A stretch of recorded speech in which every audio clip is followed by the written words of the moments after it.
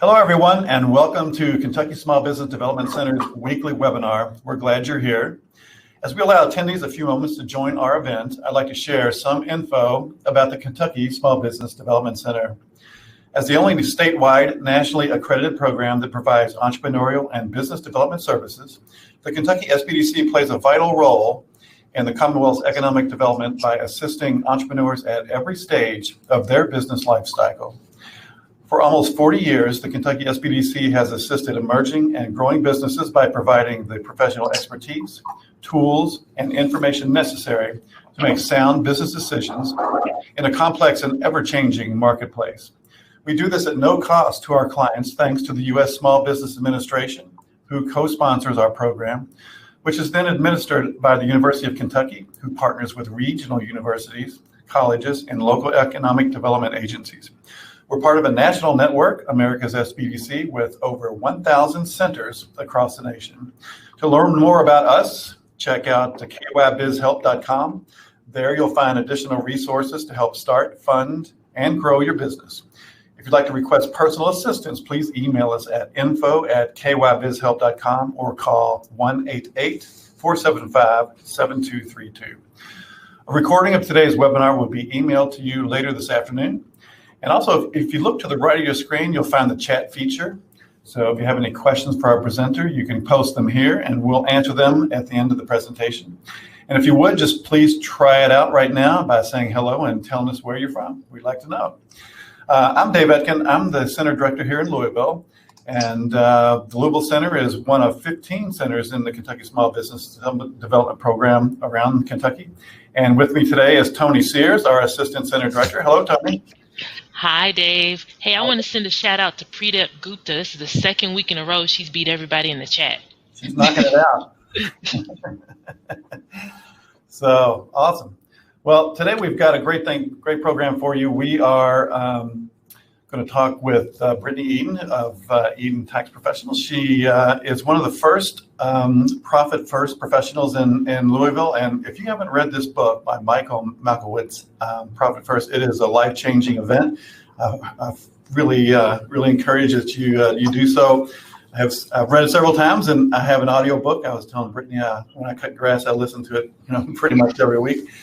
Because you get a little bit out of it every time, but it is a great tool. So I'm so happy to hook up with Brittany and have her come on and talk about this. So Brittany, I'm gonna just turn it over to you, and we'll just kind of get going here.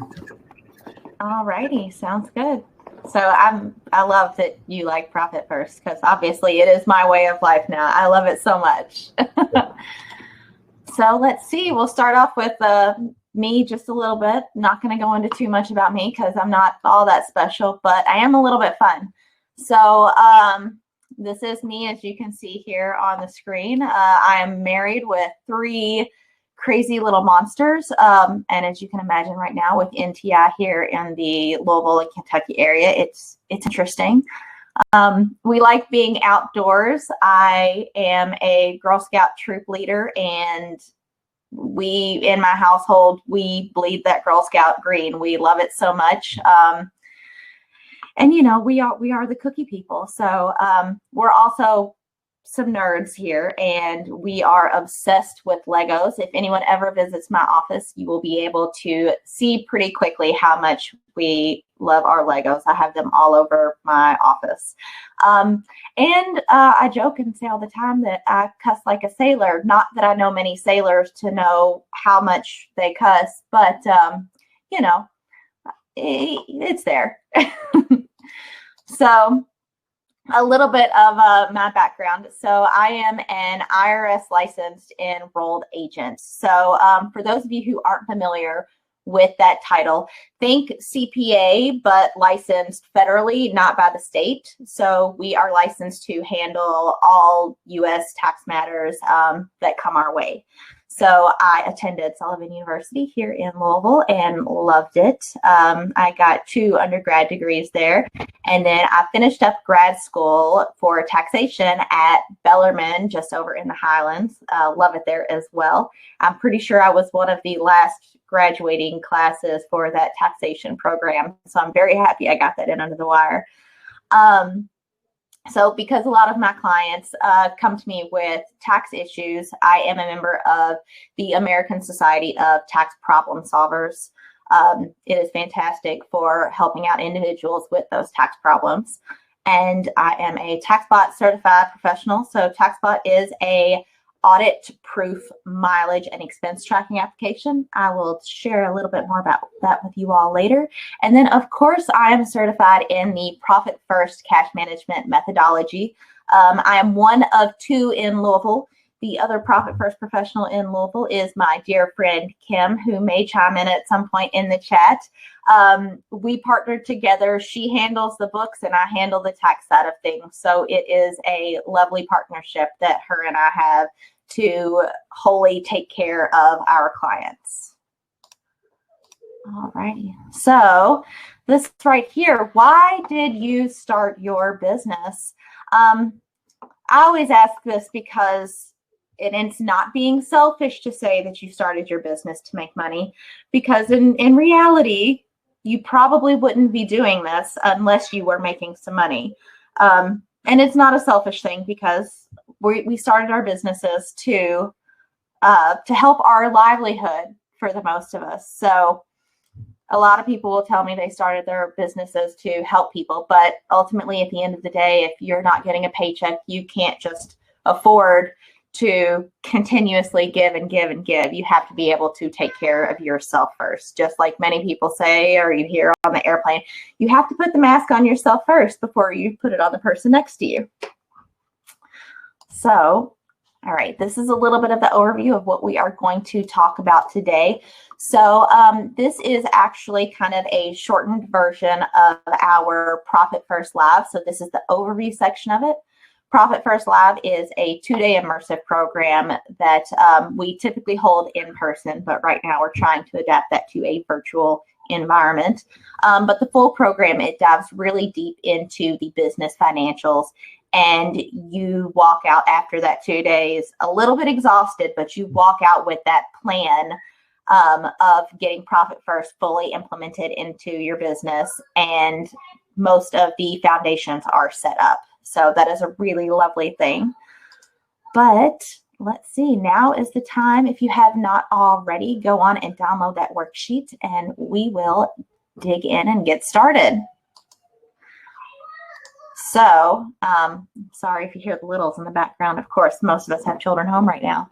So in addition to axioms, so an axiom by definition is a statement or proposition which is regarded as being established, accepted, or self-evidently true.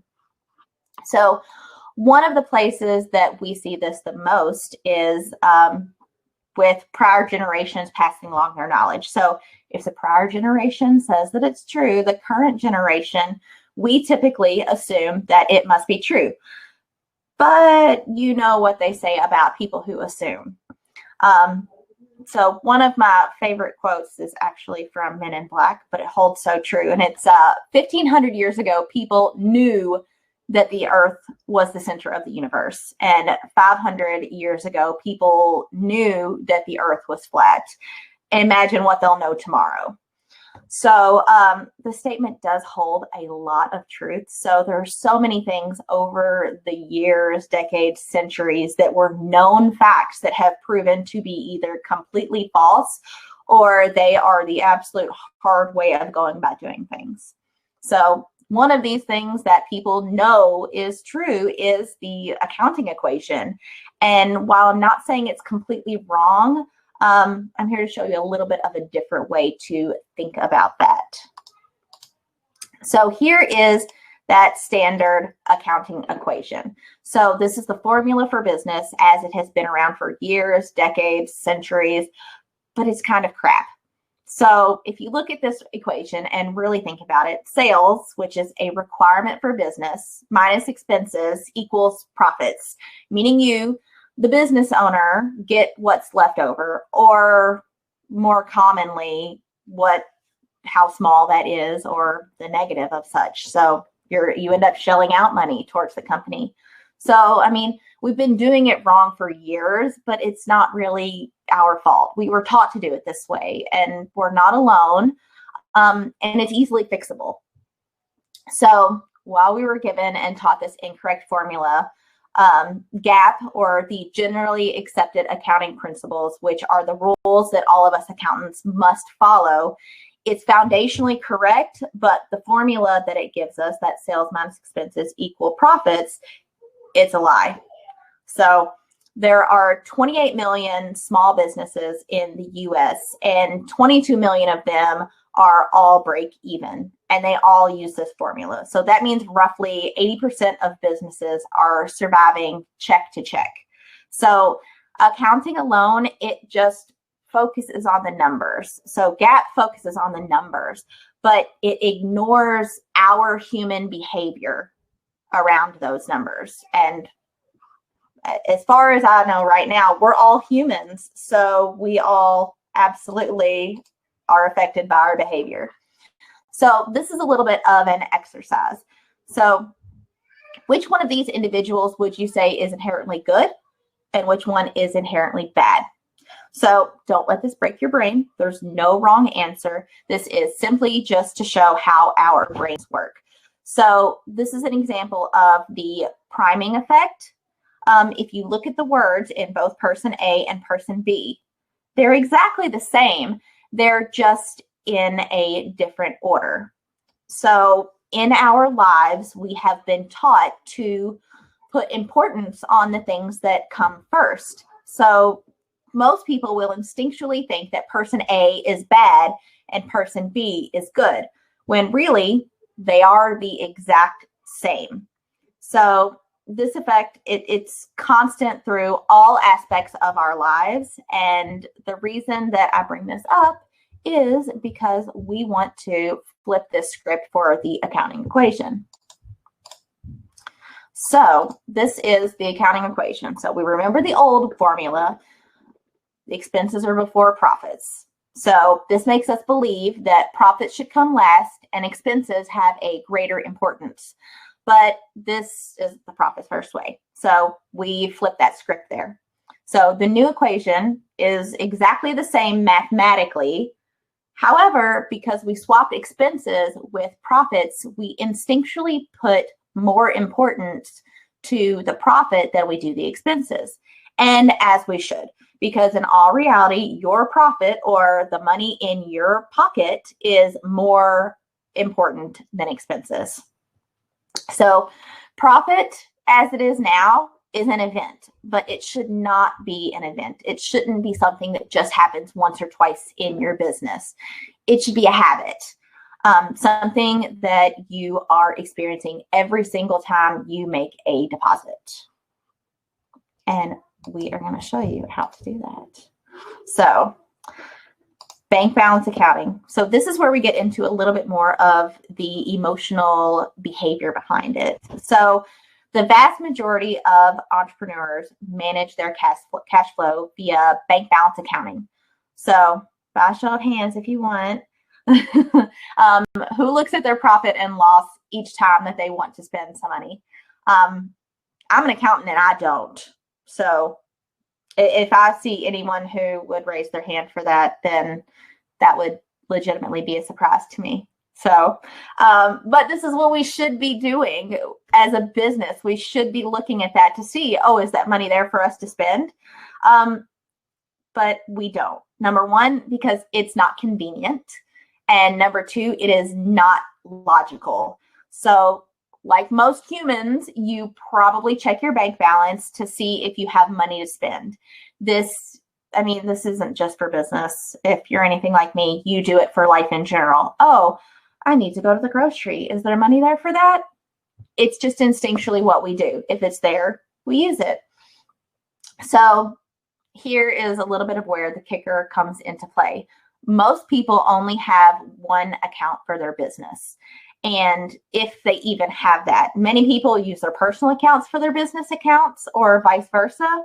So I'm not going to ask those guilty parties that are doing that to raise your hands, because in the eyes of the IRS, that is one of the biggest no-nos, and it sort of makes me a little nauseous to my stomach as a tax lady. But yes, I've seen far too many audits go south because of that fact alone. But back to that one business account. If you've ever written a check out of the business account or out of your personal account even, and that person didn't deposit that check immediately. So you went on with life, you did your bank balance accounting, you looked and you saw that, oh, well, they must have cashed that check. Look, I have some money. I'm going to spend it. And then bam, of course, it's the exact next day when that person deposits that check, and that leaves you in a bit of a lurch. So, and this is why bank balance accounting doesn't work, but it can work if you put in some easy fail safes for yourself to keep you on track. All right, so here's our lesson from a tube of toothpaste. So Parkinson's Law. Parkinson's Law states that as the availability of a resource increases, the demand for that resource increases at the same rate. So this actually comes into play in every aspect of our lives, but the most noticeable area is time and money. So we're going to look at our everyday example, at our tube of toothpaste. So you go to the store and you buy yourself a brand new tube of toothpaste.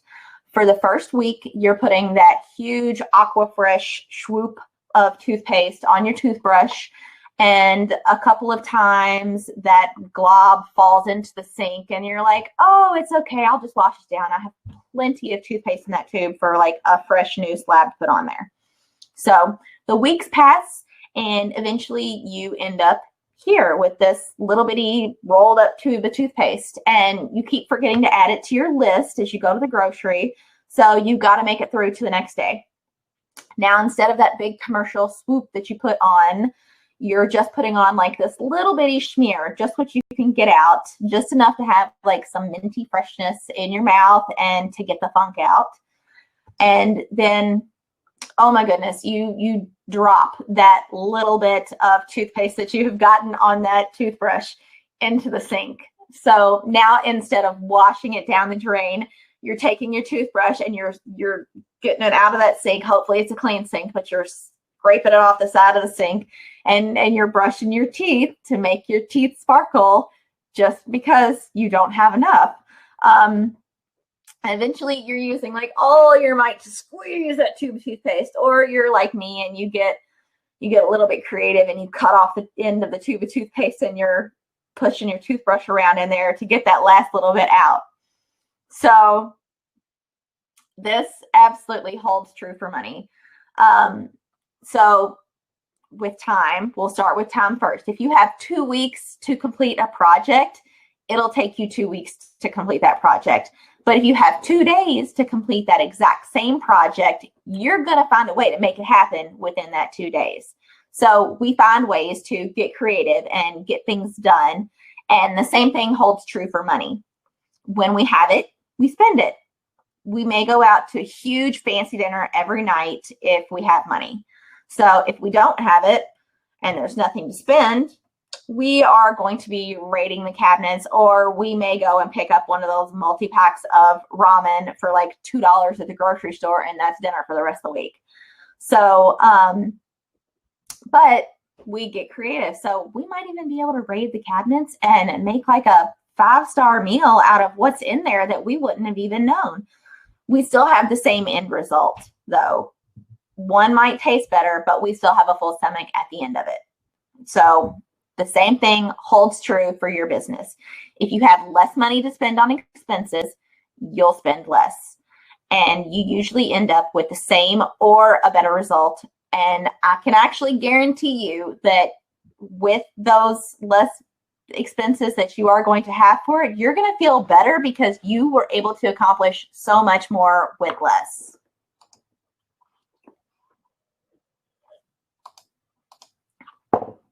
So here are 4 steps to profit first. This is actually our first step right here. So small plates and multiple accounts.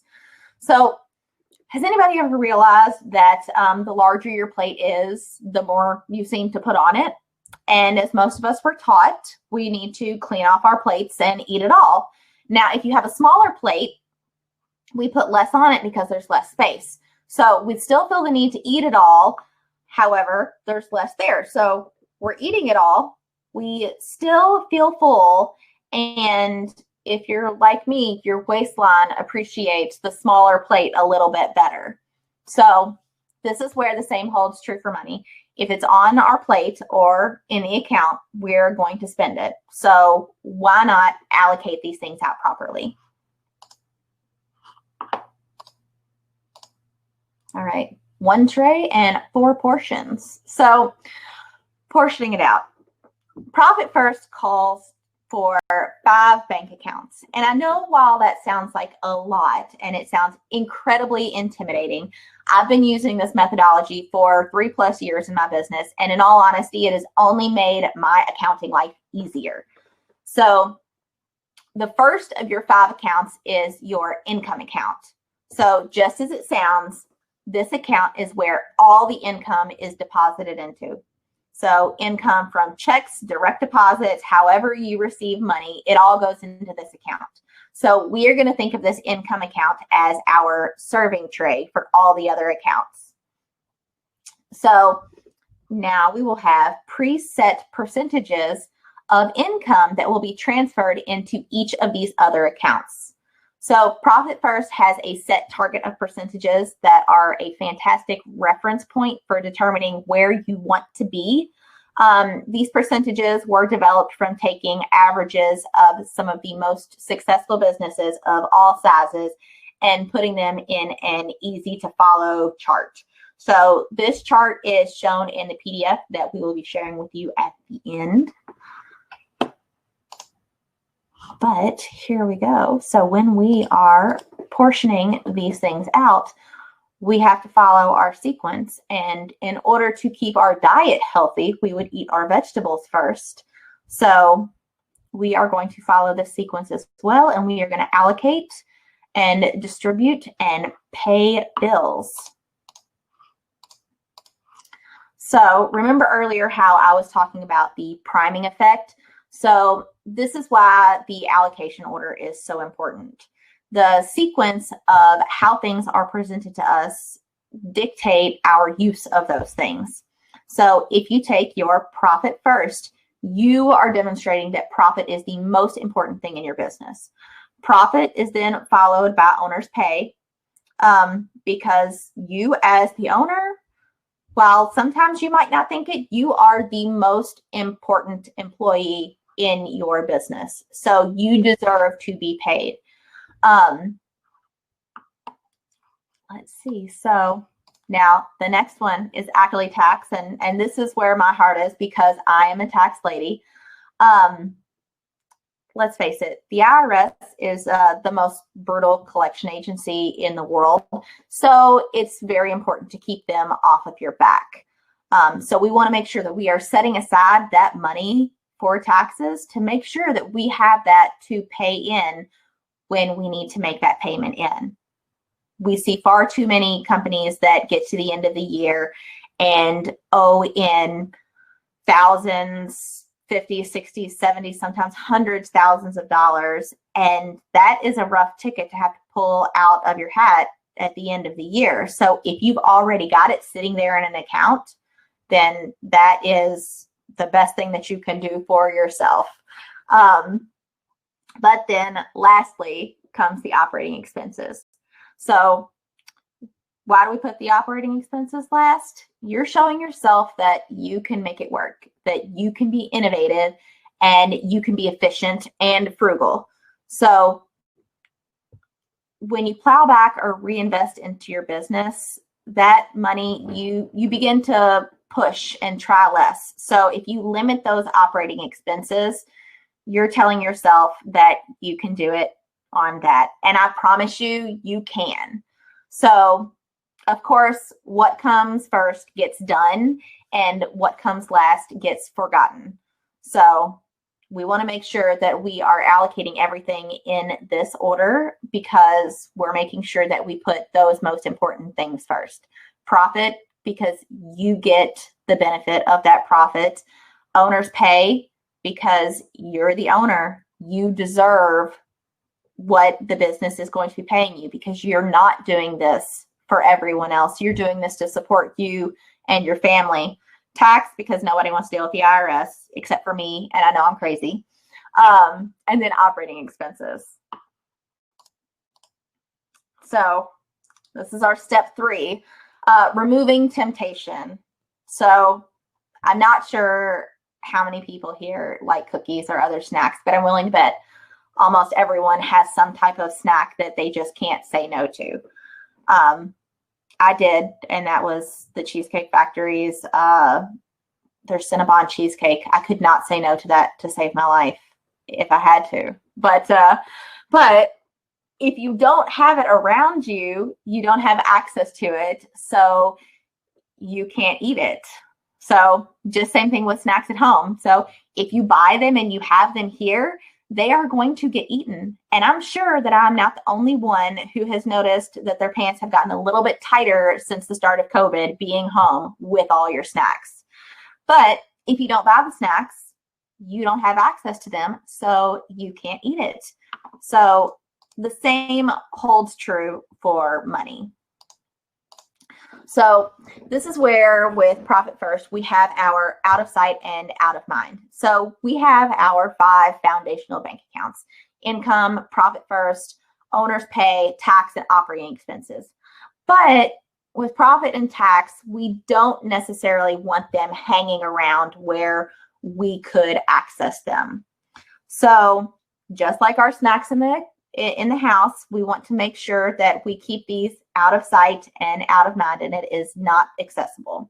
So this is where a bank number 2 comes into play. So it's sometimes referred to as the inconvenient bank or the PITA bank.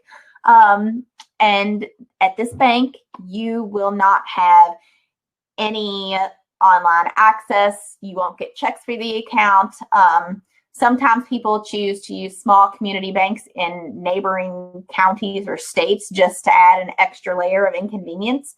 I personally chose a small local bank that has few locations and horrible hours. So it would have to be a real emergency for me to go and make effort into getting money out of that bank. So I have no access to the bank other than walking in and waiting in line, or right now with COVID, getting an appointment. And realistically, you should only be making, at least from these, the profit hold and tax hold, you should only be making 4 withdrawals from each of these 2 accounts a year, and that is it. So, and these are going to be your quarterly estimated tax payments and a quarterly profit distribution. So when you are doing your allocations, the money that goes into your income account gets allocated. It goes into your profit, into your owner's pay, into your tax, and into your operating expenses. The money that is in your profit account, you are going to transfer it to that profit hold account at that second bank that is inconvenient to you. And you're going to do the same thing with your tax. And then 4 times a year, once a quarter, you are going to go in, you're going to take the money out of that tax account, and you're going to pay that in to the IRS, to the state, and to any local taxing authorities that you may have. And you are going to be in front of that ball and ahead of the game. Now your profit, you actually get to take a profit distribution. So like any big multi-million-dollar business that has shareholders and does profit distributions, you as the business owner get to benefit like they do. Once a quarter, you go in and you take half of the money that is in your profit hold account, and that is your money to celebrate with, no matter how small or large. If it's enough money to get an ice cream, go to the ice cream shop and you celebrate that. If it's enough money to go on a weekend getaway or take a cruise, not a cruise right now, forget I said that, go on a vacation, then that is what that is for you. So step 4 of Profit First is to establish a rhythm. You have the 10-25 rule, and then your quarterly profit distribution and your current allocation percentage adjustments. So Profit First is actually one of those places where the rhythm method works. So the standard rhythm in transferring money on the 10th and the 25th is a very logical reason.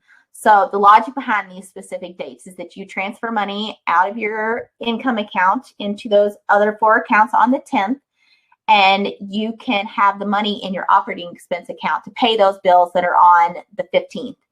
And the transfer on the 25th has that money into those accounts so you can pay bills on the 30th or the 1st. So it's really a good thing to keep this rhythm so you can start to see if there are patterns in your business. So a lot of times seasonality usually affects the real estate industry as it does the tax industry, me.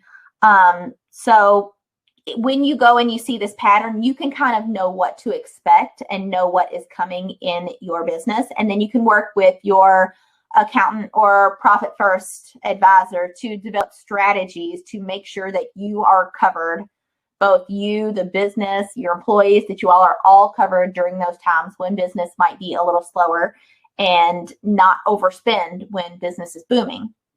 So like I said already, you're a business. You should be making that profit distribution to yourself quarterly to celebrate. So something else that happens quarterly is you should be sitting down with your accountant and talking about a few things. So at Profit First, we have caps and taps. So your caps are your current allocation percentages.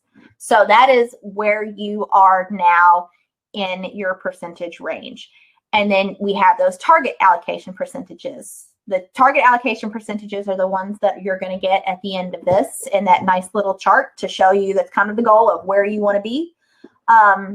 But with Profit First, initially we look at where you are now, and then we set up a plan to get you to those target percentages.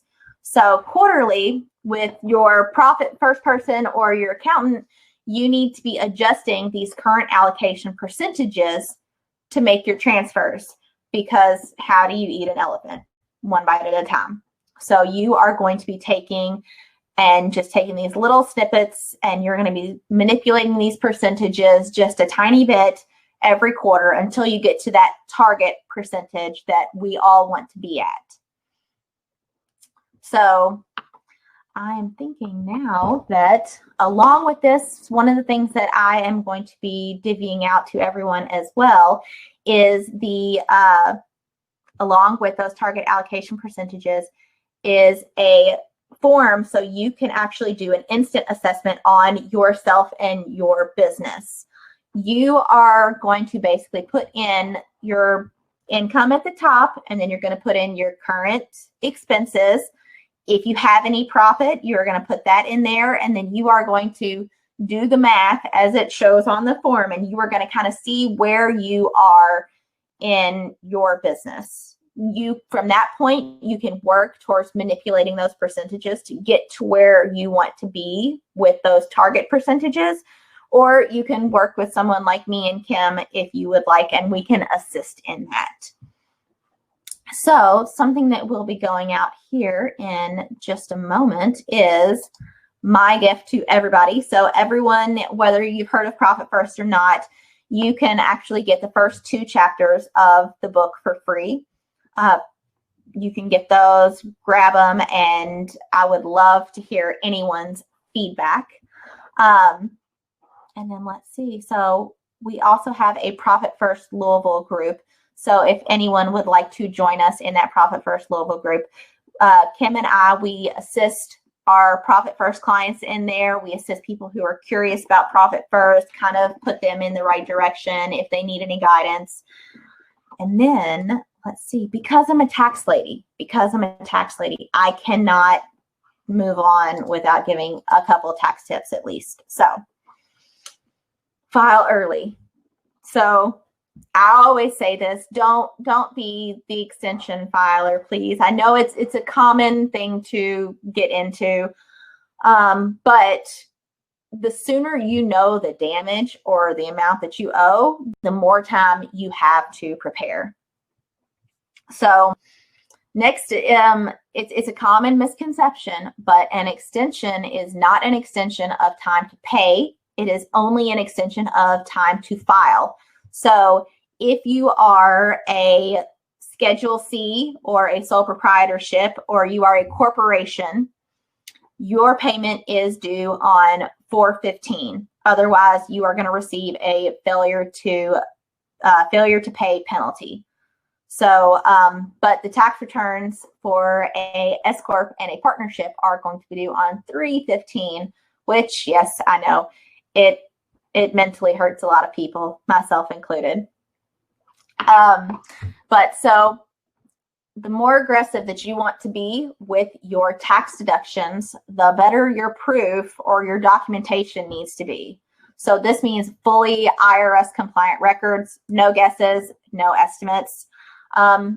Mileage and expense tracking apps, don't just have them on your phone. You need to make sure that you are using them. And then, like I mentioned earlier, Taxbot. Taxbot is actually used by a number of real estate agencies throughout the country. Yes, it's used through real estate agencies throughout the country, and a lot of their state associations recommend this application. I have found this one to be the one that has been best overall. It was designed and created by a former IRS attorney. So it tracks your mileage, it tracks your expenses, it gives you a full audit proof report at the end of the year that you can take to your accountant, or should you ever get in trouble, you can take it and put it on that IRS agent's desk. So one of the things that I really do love about this too is it helps out with all of the things that we miss as humans and individuals that we might not know that we need. Because when you eat out a meal, you not only need to know the who, the what, the where, the when, and the why. So you need to have that documentation. And this application actually helps to track every single bit of that for you in a easier way. It connects to your calendar, so it's very lovely there. But yes, this is absolutely my recommendation for anyone who might need a mileage and expense tracking app. And now, questions. All right. That was great, Brittany. So I'm going to kind of start off with a couple questions because I've used, I kind of fell into this a long time ago, way before Michael wrote the book, but I would just kind of use this sort of by accident. But, there's something else that you can use this whole methodology for that you really don't think about it. And you can use this for your personal finances too, can't you? Absolutely. I will say this has saved my marriage using accounts in these structures. So yes, it is absolutely something that you can use in your personal finances, having those separate bank accounts, and it saves you a lot of heartache. So all your bills are taken care of, and what you can have to play around with later on. Yeah. And the other thing about it is it's kind of daunting when you look at it that, you're setting up all these banks and moving money around and stuff. But, once it's done, it's really easy, and I don't know if you agree with this, but I kind of recommend that if you want to get started and put your toe in the water, maybe you don't want to dive all the way in the deep end. If you just open up one account and then you just automatically transfer some money into that account. And, the story, I think Michael tells the story, is like, when you got your first real job and they started giving you benefits and they would take 401k money out on your check, and you would look at your check and you think, man, this is horrible. They're taking all my money. But after a while, you just learn to live within that. It's not a big deal, So if you just start that way, it just works awesome. Would you agree? Absolutely. So if you want to start off slow, the best way to go about doing that is starting off with your profit account, having that separate profit account, and just taking a small percentage every 2 weeks or so out of that income account and socking that away for the rainy day, putting that into your profit account. Yeah. So Tony, do we have some questions for the chat today? We do, Dave. So Brittany, great job. It was excellent information. Thank you. So the first question comes from Rodney. He says, does this system work best using fund accounting principles, or can a business even set up fund accounting?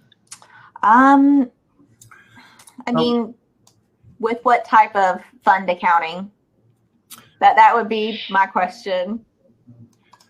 I think fund accounting is kind of like nonprofit accounting, where you have a set So amount or something maybe. more on the nonprofit accounting, it absolutely works for nonprofits. You just need, with the money that comes into that income account. Now, if you have any type of additional amounts that are set aside for anything, that money that you put into that income account, that what would be transferred into there for, that quarter, that month, that would be the money that you would allocate out into those other accounts. Okay, thank you.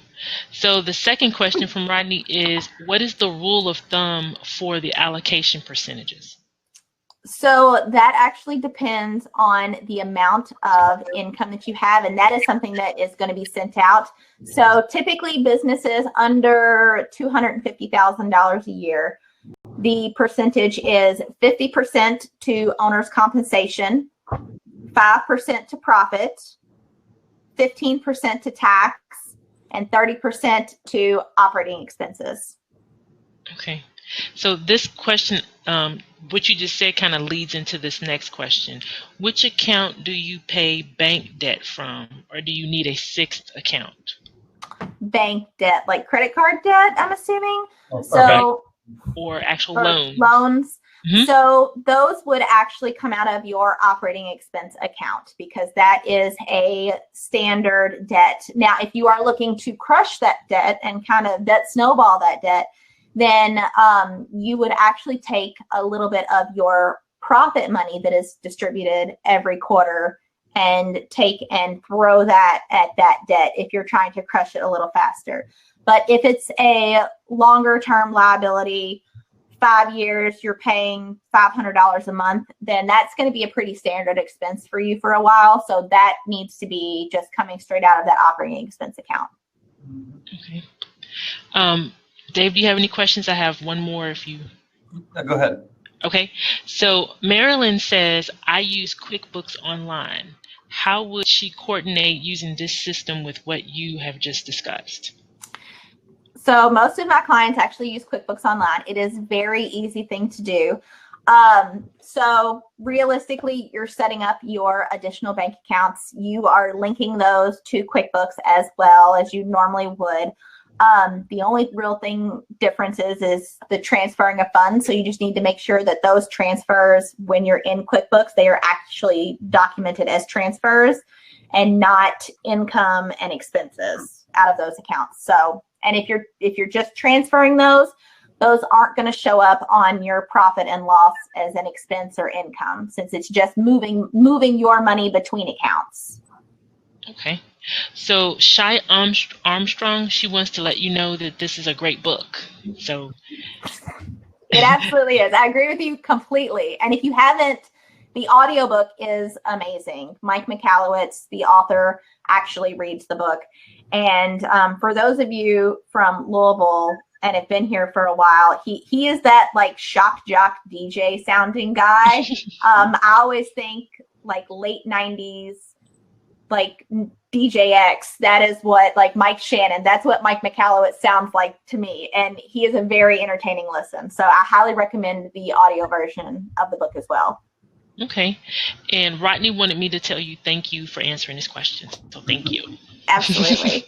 So Brittany, what would your advice be on, I know some of the accounts, the money goes in and stays dormant. I mean, would you set up like money market accounts, or would you use more interest-bearing accounts for things like that?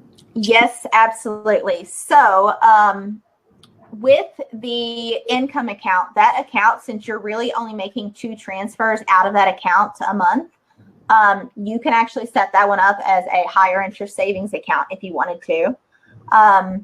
And then the same kind of holds true for your owner's compensation account. You're only taking money out of that twice a month.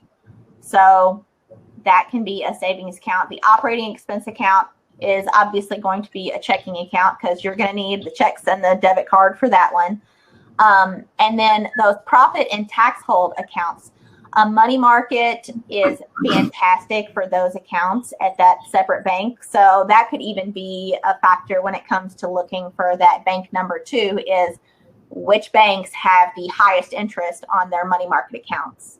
Because your money is going to be sitting there for 3 months, and the money that's in your profit account, at least a portion of that is going to be sitting there pretty consistently as kind of a rainy day fund too. So heck yeah, the more money that you can make on your money, the better. Yeah. So this is drilling into the weeds a little bit, but when you transfer out of the operating account into the other sub-accounts, would you recommend doing that manually, or would you set up an automatic transfer? If you kind of, what would you say that? Well, with most banks that I have come in contact with, which has been quite a few, you can set up automatic transfers for a dollar amount. You can't set it up for a percentage-based amount. Wow. So that transfer that happens on the 10th and the 25th, that is typically a manual transfer. However, if you are paying yourself on payroll, or when you're paying yourself, if you're just writing yourself a distribution check out of that operating expense account, you can set that up as a automatic transfer. So let's say you're paying yourself 50% of everything, but you're giving yourself a salary of $5,000 a month. You can set that up as an automatic transfer from that owner's compensation account into the operating expense account. So then you can write yourself a check from the business there, or if you have it go through payroll, then that'll pull from your operating expense account as well. So yeah, I've been looking for banks that will do transfers with percentages for 3 years now, and I have not come across one that has been able to put that into place yet. So hopefully there's some bankers out there listening today that maybe can help us out. It's needed, please. That's the one part I would love to automate. But it is really good for the business owner to be doing those transfers, because then they kind of see what that rhythm is and what their accounts are supposed to look like. So at the end of 1 week, they might say, oh, hey, my income account is a lot lower this time around. What was the change? What happened? So it's good to see it, but automation is very nice. Yeah. And again, this is more of a cash management tool, not an accounting tool, though, right? Yes. So everyone across the board is still required to do their books and use the GAAP principles. But this is that cash management system you're putting in place to make it easier for making those decisions at a glance. So you can look at those accounts and see, hey, okay, I do have money to spend. I can spend it. And it takes away the money and puts it in its own separate place that you might need to save for something. Because like I said, even with the cookies, if it's not there, you're not going to eat them. Or if the money's not there, you're not going to spend it. I know myself. I will spend money if I have it. So every year I take the money for our property taxes and I put it in a CD in a bank. So I know I can't touch it. And then when it comes time to pay property taxes, I can get it out and pay those property taxes. Because if it was in my normal bank, I would spend it without a doubt. I know myself, I would do it. It probably wouldn't be some shoes, but I'd probably end up, buying stuff for the kids or go out to a lot of nice meals. Yeah. So do you recommend that just kind of go just talk a little bit again about if someone wanted to set this up tomorrow, I mean, what would be the steps? Would they have to do it all at once? I mean, do you have to go to, just walk us through that one more time, because it's okay. A little bit like. The setup itself it's not that intimidating if you just kind of go with it. I know from hearing it can sound like it, but it's really not that bad. I do know a lot of banks they'll question, like, really, you need this many accounts? But ultimately, yes, it all works out fantastic. So realistically, if you want to go in and open up your 5 accounts, you can go into your regular bank and open up those additional 4 accounts. The account that you have right now, that main account, you can keep as your operating expense account because you already have checks and cards and whatnot for that account. And then it's transitioning where your payments go, getting that into that income account. And then really it's just a lot of it is establishing that flow. If you are an already established business, I would not say jump directly to those target percentages because that could potentially hurt the business. You kind of want to ease yourself into it. So that's where you would go with doing that instant assessment or what Kim and I offer, which is a full assessment, and we call it our ECROP. It is our evaluation, conversion, and rollout plan. So, but that digs a lot more into the financials, like really deep into those financials. And we make sure that everything that you have set up is, set up is right. And then we tell you how to roll it out going forward. But if you use that instant assessment, that gives you a really good picture of showing you where you are now. And then you kind of just start with those percentages and then manipulate them just a tiny bit, put more in profit, 1% more in profit, 1% more in owner's comp, 1% more in tax, and reduce the operating expense by 3% for that quarter, and kind of slowly do that until you get to where you want to be. So you get to that top of the hill where you need to be.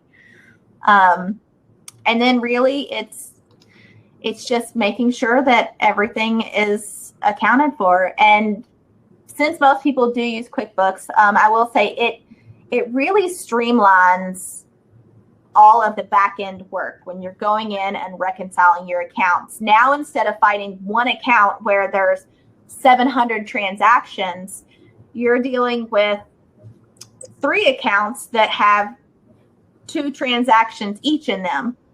And then you have your income account, and everything in there is going to be income. So you kind of already, that's an easy account. It's all income, it's all deposits. And then everything that's in your operating expense account, that's all expenses. So you're not trying to figure out what happened when and why this money is there. So it really kind of streamlines that effort on the back end of making sure that it just making sure your expenses are where they need to be and your income's handled, and it makes that a lot easier. Nice. Tony, you have another question? Sorry about that. I was having problems reconnecting you all. So, no, not at this time, but we do have people that are asking about the replay, and I just wanted to let people know that we are sending out the link to the replay and the files later on today via email. Nice. Well, Brittany, you're the tax lady, right? Yep. So I have to ask a tax question before we go. go. Yeah, go for it. So what's your opinion? What would you tell business owners about the IRS ruling on PPP forgiveness and that you can't back out the expenses that you used the forgiven funds to pay for? Well, that's actually really logical. So think of it as kind of, and I know that this is going to sound really wonky, but think of it as you're basically kind of getting a gift, and then you're spending that money on something for the business. So you didn't receive that money as income for you, so you can't take that expense when it comes down to it.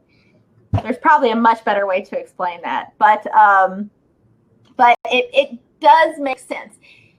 If it's being forgiven and you're not having to give that money back, then you shouldn't be able to take that expense as well, because that would kind of be double dipping. You would get this money for free. You would get to pay that expense with that free money, and then you would get to take that expense as well. So you would almost get to do it twice. So I do get on their part how that works and why it is important that they do that. But again, these PPP rules are changing every single day. They are. So, that in itself is interesting and nauseating and a lot to keep up with. So, okay, so we have a couple of questions now. Can I go ahead and pose them, Dave? Go for it. Okay, so Marilyn wants to know, Brittany, so you determine percentages with each deposit? That was what our question No, Marilyn. So what you will do is you will actually take the total amount that is in that income account. So let's say you've been putting money into that income account from the 1st until the 10th, and there is $1,000 in that income account. So you are going to take the percentages and put those up against that $1,000. So if it was $1,000, you would put $500 into your owner's compensation, $50 into, I'm doing math right now. Come on. $50 into profit, $300 into operating expenses, and $150 into taxes. So you would do those percentages each and every single time that you transfer the money from the income account into those other accounts. It's not per deposit. If it was per deposit, it would be driving everyone crazy. So I understand the feeling on that. So it's just that twice a month is all that you should have to do it when you're making that transfer from that income account to those other accounts.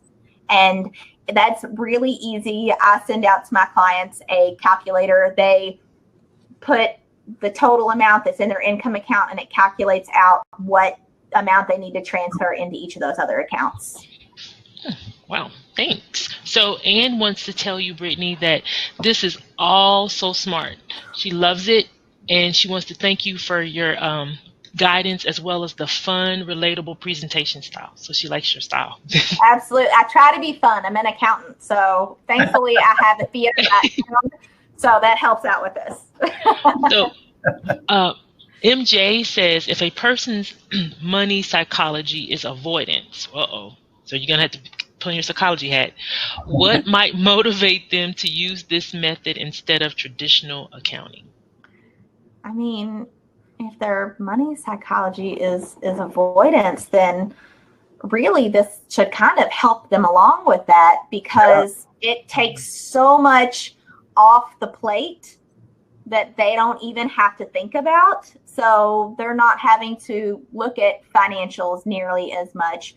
And if someone has a bookkeeper, what's lovely about that is a lot of this, you can say, hey, my lovely bookkeeper, I'll use Kim as my example since she's our Profit First bookkeeper here in Louisville. Hey, Kim, can you do all this for me?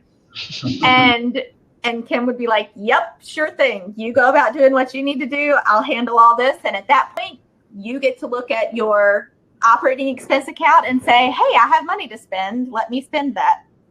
Okay. Well, you might think this is funny, Brittany, so I don't get it. But Nicole, she says that NCC PAP and AICPA are still fighting with IRS about PPP expenses. Yep. That sounds like a lot of alphabet soup there. So I know you know. So those